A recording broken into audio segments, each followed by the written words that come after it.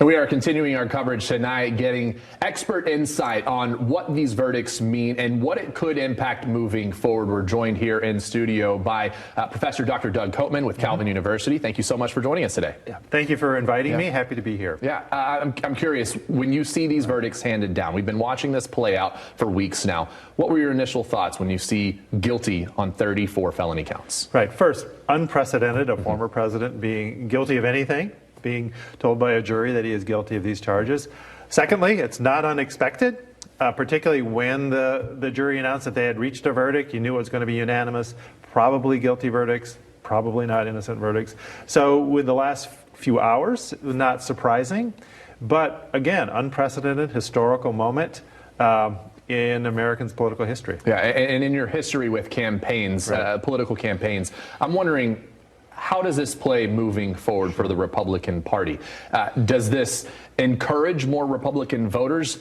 Does the Trump campaign have to counteract this? What do you see playing out? I don't think it changes many voters' minds in the Republican Party, and probably not in the Democratic Party as well. The former president had set it up as a sort of rigged and an expectation, preparing an audience, preparing his Republican voters for the likelihood of a guilty verdict, and now here it is. And so now we move on. I mean, we do have a couple of more steps. We have a sentencing in July 11 that has to happen, and the reaction to that as well. But I don't think it moves many Republican voters. I don't think it encourages many more voters to vote for President Trump, but I don't think it discourages those who are going to from actually voting for him. On the other side of the aisle, on the Democratic side, are they going to be encouraged, or are they going to sit back and say, we have a convicted felon running for president, there's no way he can win office, we sit back and let this play out? Yeah, I think different groups have different reactions, but I would have to say a core Democratic voter, a bit, I would say, naive about how this works within the political system, might say, well, here's one more thing. Obviously, voters can't vote for Donald Trump now because of this conviction as a felon.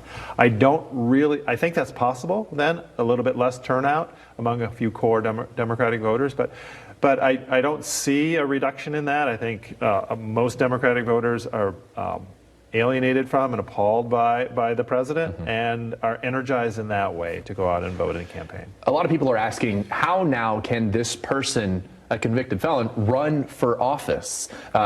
We've already been told that he may not be able to vote for himself come November.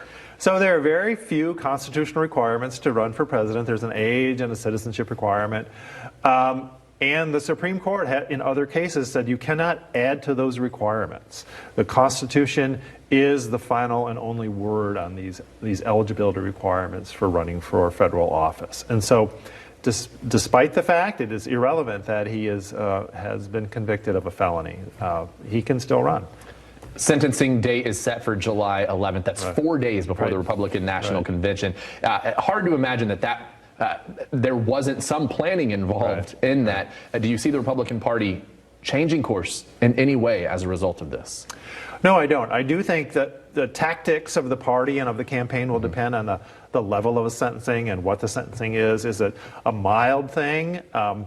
Is it somewhere in the middle? Probably any verdict, any sentence will be appealed, and then that will be delayed, of course, for those appeals. But I do think the level of the sentence, the severity of the sentence, does affect the tactics of the campaign, probably on both sides. Okay. Well, Dr. Koopman, we appreciate your time today. Thank you. In the wake of today's verdict, Donald Trump has announced he will deliver remarks tomorrow at Trump Tower in New York. That's happening at 11 in the morning. You can count on Fox 17 for coverage of that and more.